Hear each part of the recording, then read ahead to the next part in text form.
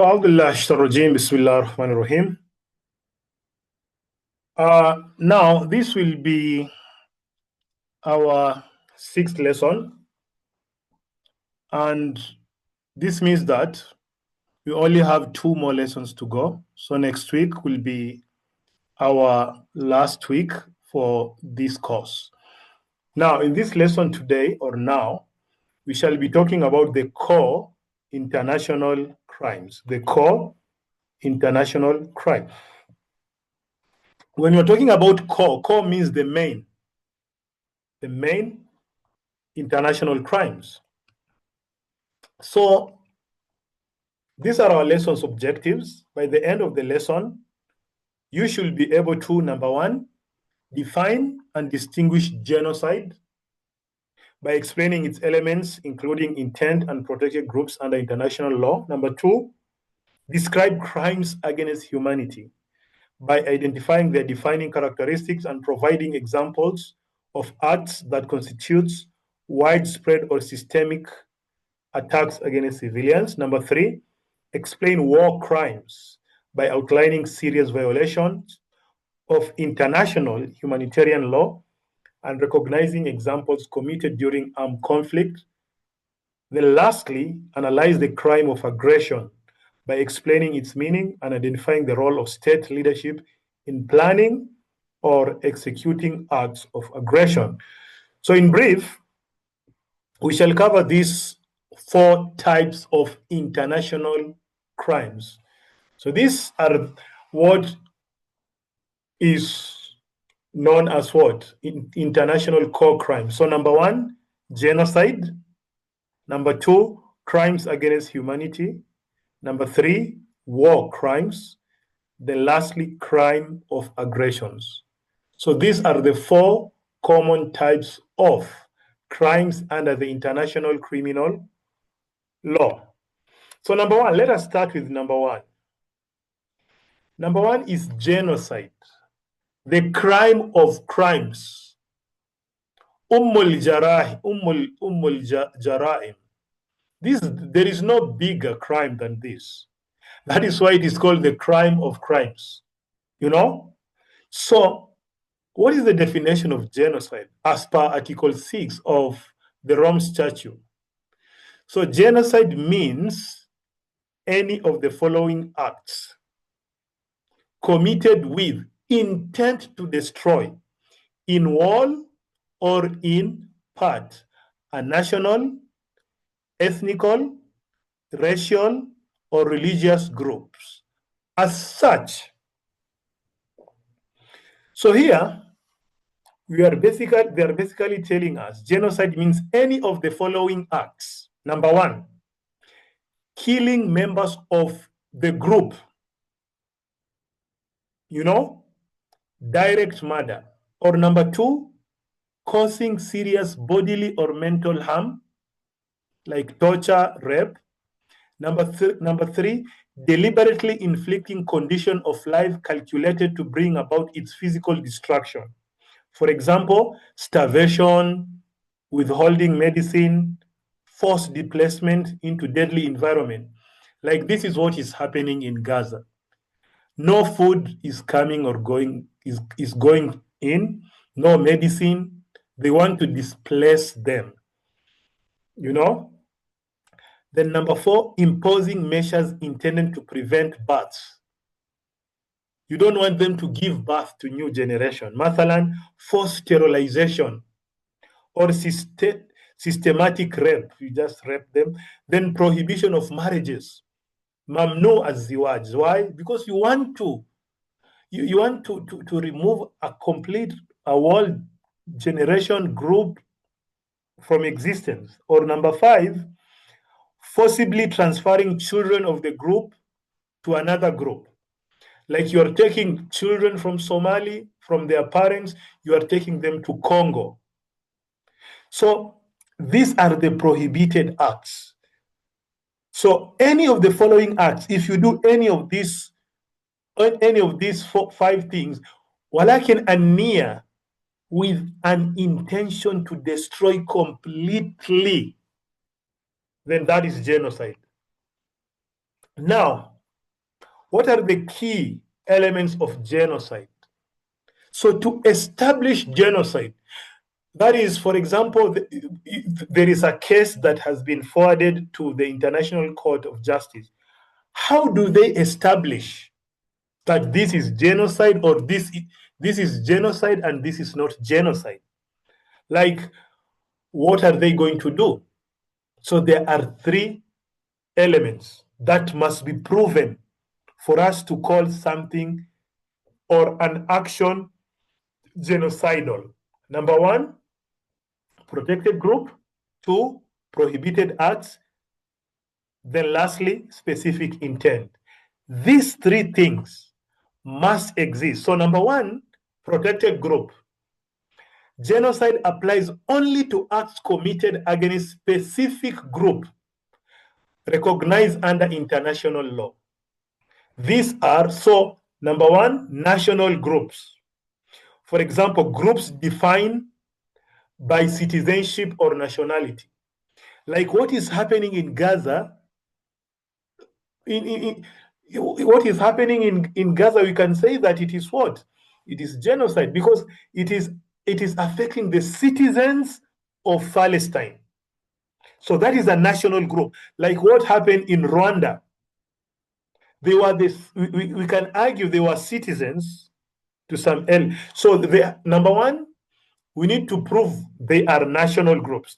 If we cannot prove they are nationals, then we need to prove they are ethnical group, Kabila, groups sharing a common culture, language, or tradition. So, for example, in Somalia, you have many tribes. If one of the tribe is being targeted, they want to clear that tribe, then that is genocide. And it also happened in Rwanda because there was this tribe called what? Tutsi. They wanted to clear them. They wanted to kill all of them. Or if we cannot establish the ethnical part, we can racial groups. Groups identified by physical or hereditary traits. Racial groups, for example, if you go to America and they start eliminating the black Americans, so that is a racial groups. All the black Americans, they're being intentionally attacked. So that is racial. Or hereditary trait. Hereditary, for example, the albino, for example, they live in a given place and you're trying to wipe them out of existence. Then religious groups, groups sharing the same religious belief, just like what is happening in Gaza. They are all Muslims.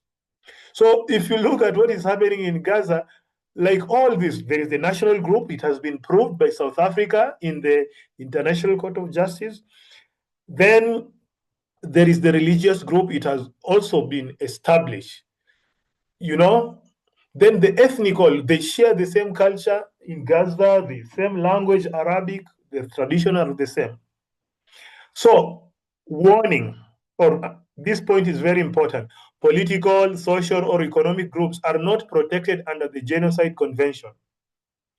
So, for example, if it is in Somaliland, maybe they are killing the groups of Kumlie or Ka or I don't know what. There are many groups. So that cannot be a genocide. So you don't associate political groups or social groups or economic groups. They are not associated. So under the Geneva Convention, it's only these four. Okay. So you need to establish, number one, these four things. They need to be under the protected group, right? Then number two, the act has to be prohibited. So what you are basically saying, genocide is not limited to killing. So you cannot just kill 10 people or 20 and we said it is genocide. No. The law recognizes 5 acts, which when committed against a protected group may constitute genocide. Number one is what? Killing members of the group specifically. So that is a ground for a case. Number two, causing serious bodily or mental harm to members of the group, like what is happening in Gaza or what is happening in Sudan also. It can be called a genocide. Number three, deliberately, I'm done, deliberately inflicting condition of life calculated to bring about the group's physical destruction. For example, starvation, we saw it in Gaza. They were not allowing food, water, even shelter to go inside. Or forced displacement, they were forcing them to move from their original homeland to another place. You know, so all these acts, you can imagine, they are not acceptable. You know, and there are some also plans. They're just saying they want to displace them in Somaliland. Wa inna lillahi wa inna ilayhi raji'un. Okay, number five, forcibly transferring children of the group to another group. So please, can you be silent when you're talking about forcibly transferring children? For example, the children, you are in one country, they are taking you to another country.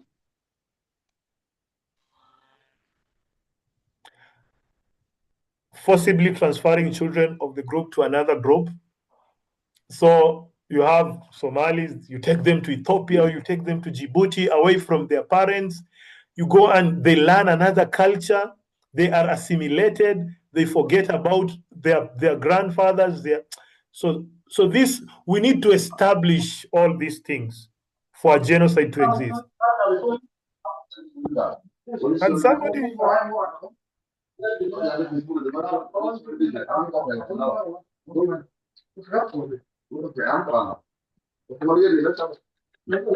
walaal guuleedow muudkal dor aliya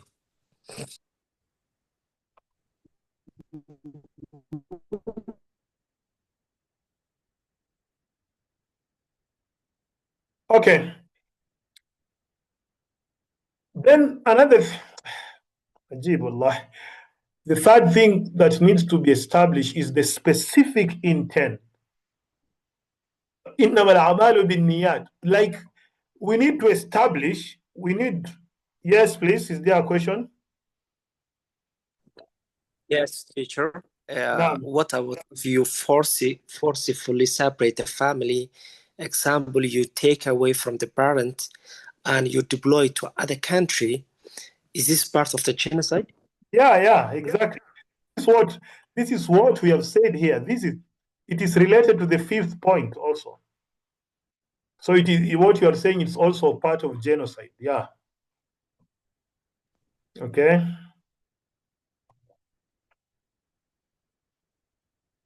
Is it clear? Yeah. Yeah. Okay, let's continue. So the third thing that needs to be established is the nia, that unaka qasd, deliberately. Somebody wants to do something deliberately. So genocide is distinguished from other international crime by the requirement of specific intent. The perpetrator must intend to destroy the protected group. Khalas, yani, his intention is to kill, is to clear. Number two, the destruction may be in whole or in part. Either the destruction is kulliyan or juz'iyan. We can determine whether it is whole or part, mafish mushkila. But the intention should be there. The intent must be direct, the intent must be directed at the group as such, not merely at individuals. So the intent must be directed to the whole group. Remember those four groups: the nationals, the ethnic. So it should not be, hey, Muhammad, we'll kill you, Muhammad. No. But if it is directed to the whole community, Somalis or Ethiopians or what, so it should not be directed to an individual. No. And the intent can be inferred from, how can we know the intention? How can we know that they want to clear people? The intent can be inferred from systematic patterns of violence. Like look at the system of violence in Gaza.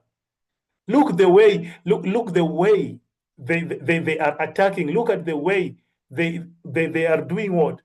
Look at the way they are killing. There is a specific pattern, a pattern that is intended to kill, a pattern that is intended to displace people from one area and take them to another area. Number two, scale and repetition.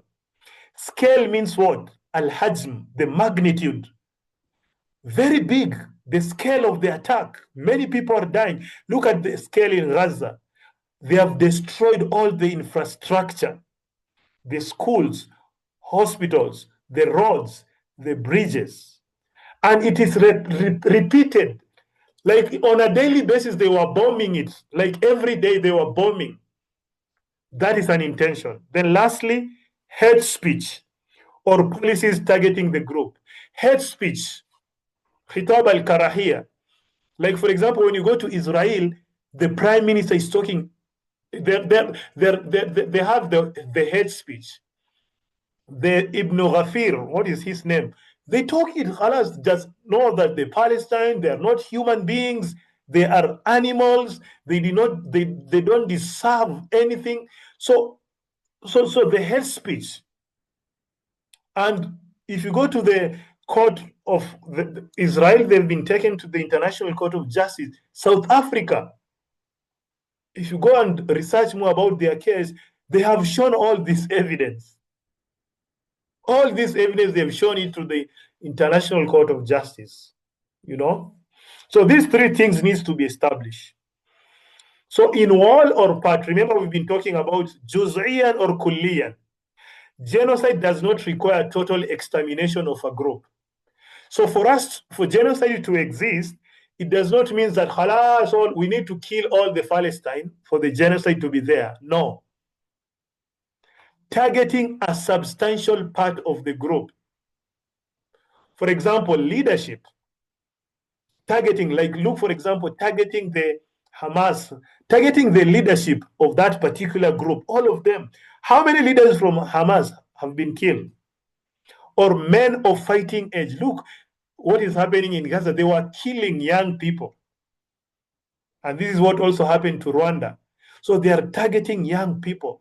And even this was the policy of Firaun. If you read in the Holy Quran, there was genocide, actually. What Firaun was doing was genocide. Why? You know, if they had you like giving birth to a baby boy, they used to cut, because they knew that these baby boys, they are going to be used, they are going to defend, they're going to be strong. Or a regional population, like Gaza is a region. So all this may satisfy this requirement. Now, how can you distinguish genocide from other crimes? This is not that important, it's direct. And we have an examples of what? Of genocide. Now, we are through with the first international crime. Now, the second international crime is crimes against humanity. So what are these crimes? They're very different from genocide. Genocide is top on the list. Yes, please. Now, is there any limit number that reflect it is a genocide? Example, I mean, is there any limited number or target population when the genocide happen can calculate it and labeling it is genocide? Wow, that's an interesting question. So I think that is a question you need to research, and I also have to research more about it, because when I was reviewing the research and the books, when they're talking about the genocide, they don't give a specific number. For genocide to be established, there is no number, you know? There is no number, but the number has to be big. That is why, if we go back here,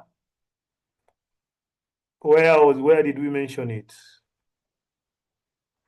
Where did we mention it somewhere? The scale. The intent can be inferred from the scale. So the scale can also means it has to, the number has to be very big, but they don't give the exact number. The number is not there, but it has to be a very big number.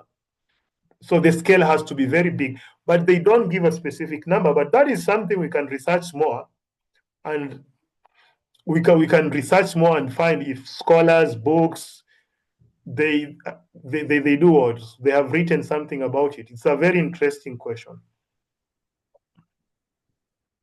Now, number 2 is the crimes against humanity. So what are they? So crimes against humanity are among the core international crimes recognized under international law. They are defined in Article 7 of the Rome Statute of the International Criminal Court. So what are they? Crimes against humanity refer to certain means hunak, certain prohibited acts committed as part of a widespread or systemic attack directed against any civilian population with knowledge of the attack. So there are certain prohibited attacks we shall see. We shall talk about those prohibited acts. So they are committed as part of a widespread. So they are widespread, sharia. They are widespread, like happening each and every time.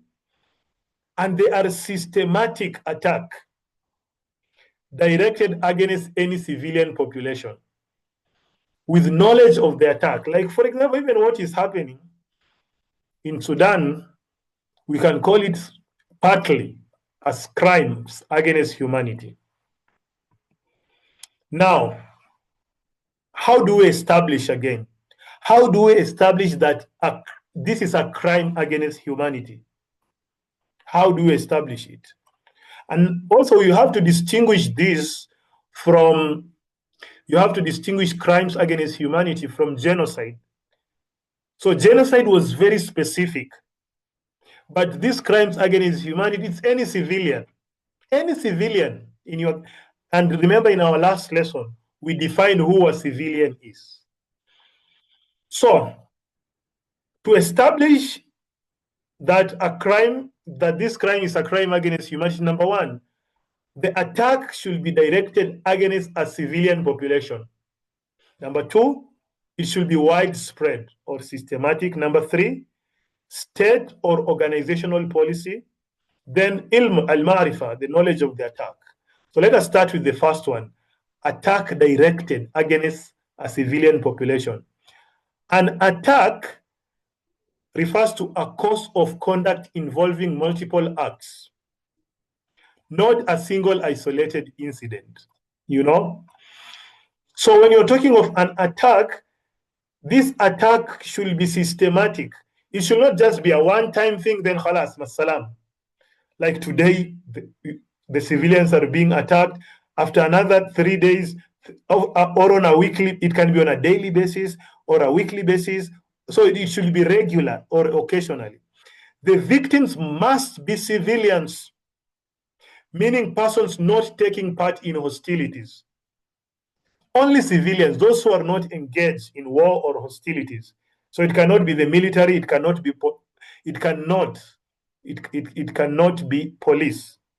The attack may occur in times of peace or armed conflict. So it can be in times of peace, or it can be in times of armed conflict. The country can be in a conflict, or the country can just be in peace, but there are some demonstrations. Like just the other day in Boroma, Somaliland, you are having some demonstration. So in that act of demonstration, if a particular group of civilians are being attacked, then it can be established that is a war against civilians. Then, unlike war crimes, crimes against humanity do not require a connection to armed conflict. So, like war crimes, as we shall see, war crimes, it has to be related to armed conflict. But this one, crime against humanity, like we have said, it can happen during times of peace or times of conflict. Then number two, widespread or systematic nature. The attack must be either widespread, many attacks, or systematic. It has a system. So what is the meaning of widespread? It should be large scale nature of the attack. It should be not as a small scale, large scale. Number two, involves a high number of victims. Many civilians are inflicted or affected, occurs over a broad geographic area. For example, it can be like if it is happening in Mogadishu, the whole of Mogadishu, that is, it's a broad geographic area. But if it is just in a small area, then it cannot be crime against humanity. Then what is the meaning of systematic? It means that it is organized and methodical pattern of violence. So it is organized. You have organized group, gangs, or goons. They are attacking people. The methods, even the methods they are using to attack the people. The methods. For example, it can be they can use guns as a method. They can use pangas. They can use weapons. They can attack maybe at night, at daytime. So their methods, they have a different methodology. Then involve the use of state or organizational resources. So it also involves the use of what? The government is giving resources, or there are a lot of organizational resources that are being used. So only one of these, widespread or systemic, is required, not both. It can either be widespread is enough to establish it. Then state or organizational policy. The acts must be committed pursuant to or in furtherance of a state or organizational policy. So this policy does not need to be formally written. It may be inferred from. So repeated acts of violence, when something is being repeated, it means it has been organized. That is why it is repetitive. Coordination, there is a very good coordination among perpetrators. Then lastly, use of official institution. The military, the police, the militias, just like the same thing that happened for example, in Boroma, like you see the military, they were attacking the civilians, and there were a good number of civilians died. And who knows, maybe a commission can be formed to organize, to bring them into books. Then lastly, there is the knowledge of the attack. The perpetrator must be aware that their conduct is part of a broader attack against civilians. They do not need to know all details of the plan, but must understand the context of their actions. So if you know al-marifa about the attack, you have any information about the attack, that is enough to establish that is war against humanity or civilians. Now, what are the prohibited acts constituting crimes against humanity? Number one, murder, just killing people, ashwaiya, unlawful killing of civilians. In demonstration, people are protesting, you start killing them. Number two, extermination, mass killing, or deliberate deprivation of food or medicine. Mass killing, or you are depriving people from food or medicine. Food is not going in, enslavement, exercising ownership over persons, including human trafficking, deportation or forcible. We have forcible deportation or forcible transfer of population, imprisonment, torture, rape, persecution. So all these are acts that constitute what? Crimes against humanity. There are many examples. Now, because of time, we only have 10 minutes remaining, or less than 10 minutes. The third one is the war crimes. Now, this is what is related to what we were covering in the first 4 lessons. Because remember, in our first or three, the last lesson, we were talking about the international humanitarian law, or the law of war. And we talked about the different types of the different types of conflicts or war. So what are war crimes? War crimes are serious violation of international humanitarian law. Remember last week we were talking about the humanitarian law. You need to protect the civilians, you need to protect the medical ward, you need to protect the prisoners of war, but now you have completely violated all this. So they are prohibited under the Geneva Convention of 1949. You know? So war crimes involves breaches of rules intended to limit the effects of armed conflict by protecting persons who are not or are no longer participating in hostilities, and by restricting the means and methods of warfare. Now, applicability of war crimes. War crimes apply only when there is an armed conflict. So it is not like the war against humanity. It is completely the opposite of what you were just talking about. What you were talking before can happen during peace or during conflict time, and only the civilians are being targeted. But in this case, war crimes apply only when there is an armed conflict. في وقت الحرب فقط.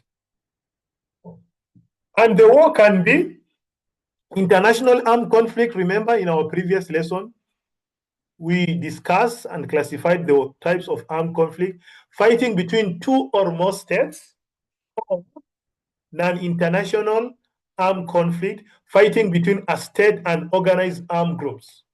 For example, in the case of Somalia and the Al-Shabaab, that is a non-international armed conflict. So the existence of armed conflict is a threshold requirement for war crimes. So without armed conflict, the war crime does not exist. Now, what are the key principles of international humanitarian law? So remember in our last lesson, we discussed about this principle, so I will not explain it in detail. So this principle, it has to be maintained in war. If you don't maintain these principles, then we can call it what? We can call it a war of crime. So there is the principle of distinction. So we have civilians and we have non-civilians. So we have to distinguish between these two. But sometimes there's some army soldiers. When you don't distinguish this, then it becomes a war crime. Then the principle of proportionality.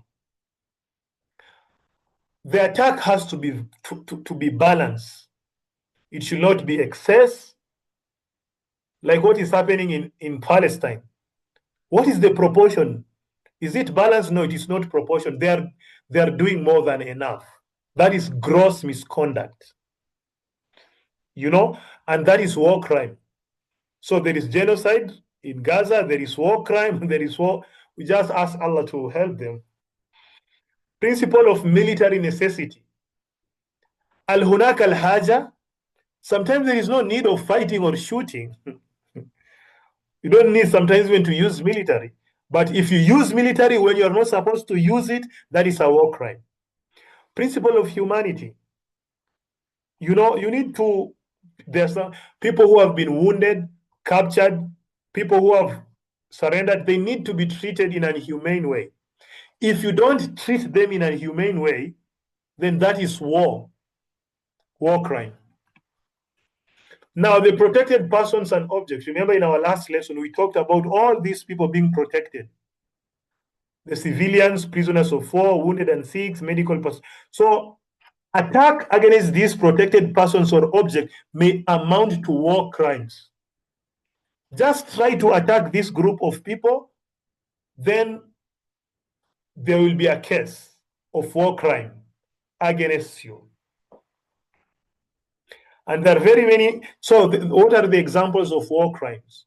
So crimes against persons, willful killing of civilians or prisoners of war, torture, taking hostage, rape and sexual violence, using child soldiers. So this is crime against persons.